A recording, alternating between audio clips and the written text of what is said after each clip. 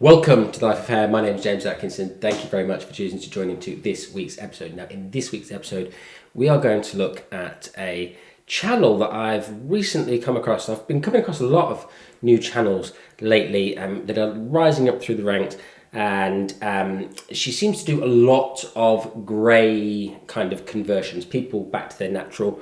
I've watched one or two of her videos. They all look very interesting. I didn't see this one yet. I thought I'd watch it with you guys and talk about it as we watch it. But she seems very, very competent in what she does.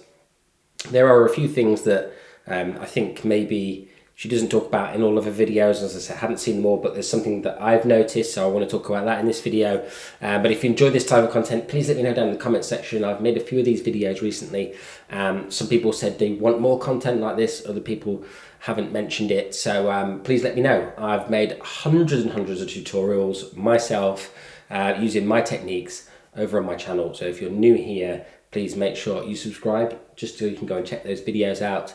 I think I'm into close to 400 tutorials now, so it's well worth sticking around to see some of those. There's some great tips and tricks that have helped me throughout my professional career.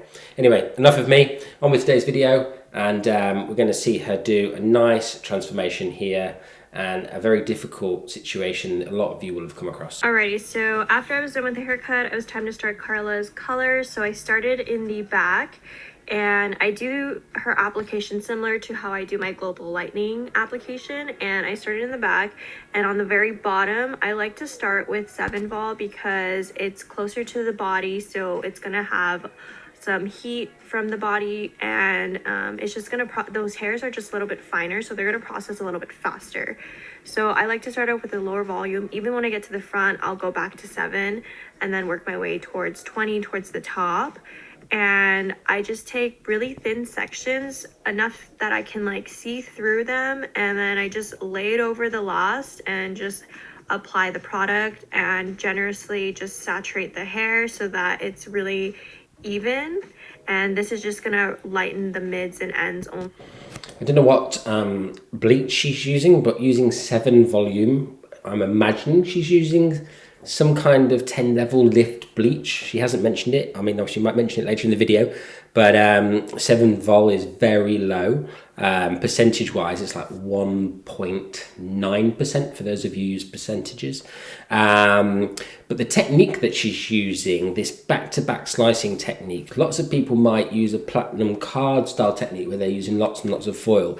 But if you're ultra generous with the product application and you really layer it like she's doing thin sections, and she's putting on a lot of product, she's making it so that you can't actually see the hair that she's put the product onto. It's really applied that thick to the hair. That is really going to help to speed it up, increase the amount of lift she's going to get from this. It's a really good thing to bear in mind that it doesn't always have to be lots of foils. It can be lots of product, which is much quicker than lots of foil. And I'm really not touching her root at all because for this color correction, she wants me to leave her root and just like blend everything to kind of match it or make it look as similar as possible. So when I get to the top here, you can see that I'm taking a thin slice, pretty paper thin, and painting over it. And when I paint over it, I kind of feather at the top so that I don't have too many harsh lines. So this is what it looked like application wise once I was done. So we can see here from this lift, it's lifted extremely well. I mean, that is a really clean lift by the looks of it. Obviously we can't scrape the product off, which you'd want to do to be sure that you've got the hair to the right sort of level, but that looks really clean.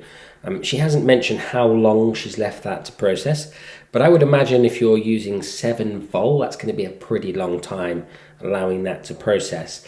So I'm just gonna like let this process. I probably let this process for about like 30 or 40 minutes, and I mean, we just saw her scrape a bit off there. It's a little bit yellow, but it's getting into the kind of pale yellows. It's probably a 9 at the moment, with a yellow 9/10. When she said it, she was using a level 9 to colour the hair with previously. it didn't really look like a 9 to me because of the amount of orange that was in the hair. So I don't think it was, with 20 volume, her natural colour was getting up to a 9. Just because you apply a 9 doesn't mean you get a 9 result. Especially with 20 volume on such dark hairs in between the white hairs. You're looking at probably maybe a 4/5 in between the white hairs. So that's definitely going to play into the reason why it looked more like an 8. It's hard to say over camera, but I don't think she was getting a 9 result. 40 minutes, as she just said, onto the hair there. So that has lifted extremely well. I'm really intrigued as to what product she's used. I don't know if she's going to mention it in the video, but the lift is exceptional. But that is also down to the sheer amount of product she's applied to that. You can see how thick it was when she had a little look at the checker colour. I kept watching it like every 5 to 10 minutes to make sure that the hair integrity was there. So after about maybe 30 minutes, the product started to swell, so I kind of squeegeed off the excess product that was swelling so that her hair wasn't dripping with product. And I just kind of let this sit for the remainder time of trying to get it as white as possible. So here, I wasn't worried about mixing up a fresh bowl or that the lightener was old, because we're just trying to lift it just a little bit more so that we can get to a level 10. This is kind of what her hair looked like once I rinsed off all the lighteners. So I started prepping her before I toned her with some Barcelona purple shampoo from Pulp Riot, and this stuff is amazing because it doesn't really dry out the hair. It smells really great and it's very pigmented. So it was a great pre-tone for my silver toner that I was going to put on her. So off camera, I already toned her mids and ends to like a nice silvery tone, and then I've already placed in her low light, and I only decided to low light her throughout her root and like to the mid area, not so much of the ends, but mostly. That's interesting. She's obviously toned it, all of those ends to this kind of more grey shade in the basin, and it's a bit of a shame we haven't seen her put in these low lights. I think that would have been quite a key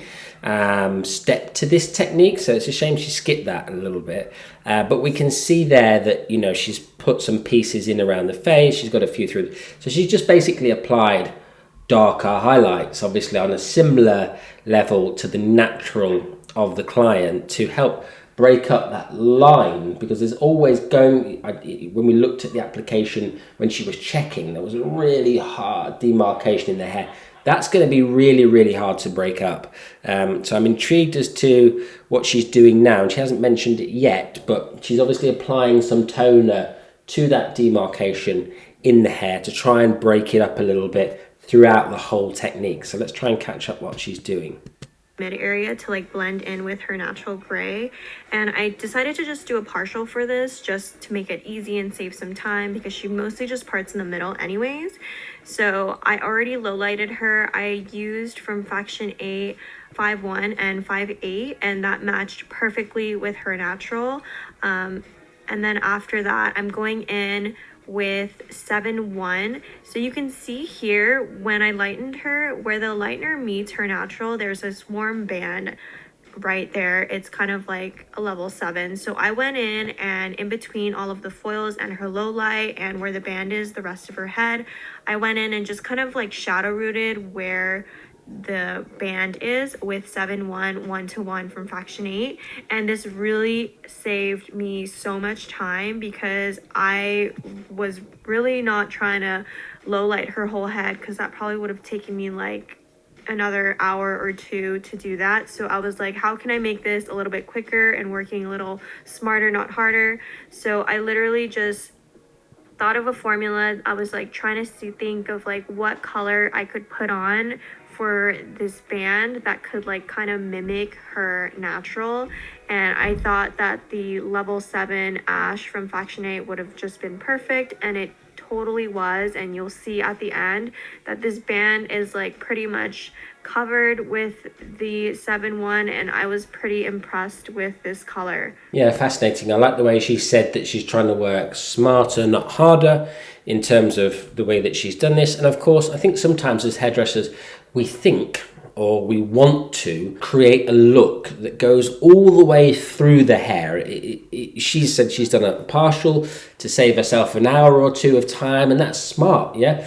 We don't have to really focus on getting the colour all the way through. Just because hair would be naturally one colour all the way through or whatever, we can do techniques in just the places where people can see, and that is perfectly okay. And I think a lot of the time we create ourselves a lot of work just for the sake of total perfection. We're perfectionists by nature. A lot of you will be sitting there going, yes, I'm a perfectionist. And that's okay too. You know, there's nothing wrong with that. It's just that we create ourselves a lot of work. The other way that could have gone about this potentially is to use a spatula and a freehand low lighting technique. And that way you could have applied it all the way through, but she would have still had that orangey band to deal with if you'd have done that. And so she wouldn't have saved herself a massive amount of time.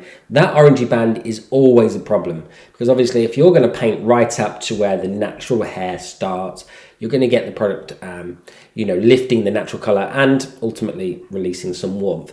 The lift itself was amazing. I mean, a fantastic lift. She hadn't mentioned the bleach. She's using this Faction 8 colour, which I've never heard of before.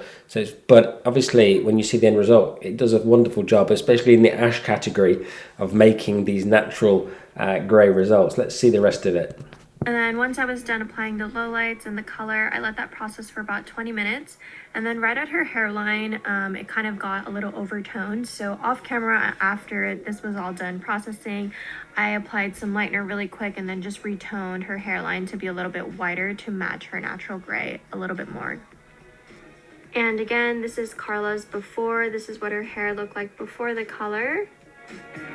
And this was her after. This whole process with her haircut took about 6.5 hours.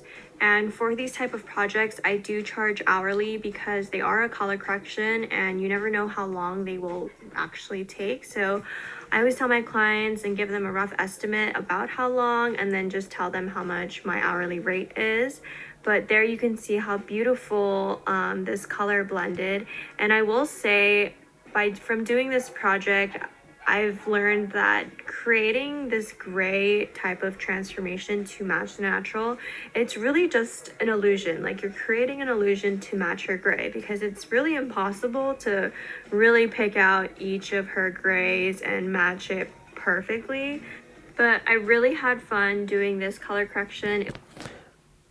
I love what she just said there. It's an illusion. Grey hair is an illusion. Artificial grey hair is an illusion. We can't make hair look in every single light, in every single angle, perfectly white. It's just not a thing. If we look into their hair here, we can see areas of which the hair is a little bit warmer, that warmer colour shimmering through. It's not going to be perfect, and she charges by the hour, and I'm sure she's very, very astute in her consultations. She didn't say how much she charges per hour, which is a bit of a shame. I'd like to have known how much she charges per hour for that kind of job, but it's a 6-hour job. So, you know, like for me, I charge £70 an hour. A 6-hour job like that, it's going to be £420, right? Fair amount of money, but that's what, you know, if I did 6 haircuts in that time at £70 an hour, then so be it. Does that make sense? So in that particular instance, this is a wonderful result. That woman has to be thrilled with that. She did a little bit of jiggery pokery with it, you know, that it wasn't quite light enough around the front. Afterwards, we all have to do stuff like that. It's a shame she didn't put that on here. It was nice she said she did that. It would have been nice to see how she fixed that, but anyway, that's for a different story, different day. She's got great videos. Her channel are called Locks by Lauren. So if you're looking for it, it's spelled Lauyn, Locks by Lauren, Lauyn. So go and check it out. But I might make some other videos. I've seen some other videos. I really like the way that she approaches these projects, as she calls them, and that's what they are. They're projects. They're ongoing projects, and you have to be clear with the clients about that in consultation, that this is going to be an ever-evolving circumstance. It is not a one-trick pony. It's not a one-time visit. Your hair's not going to miraculously grow out perfectly now. Even, you know, when you look at the guys that kind of went onto Instagram and really ran with this, and started to proclaim that they invented it, right? Which they definitely didn't, because some of this girl's videos supersede those guys that came out and said that they invented this great thing, right?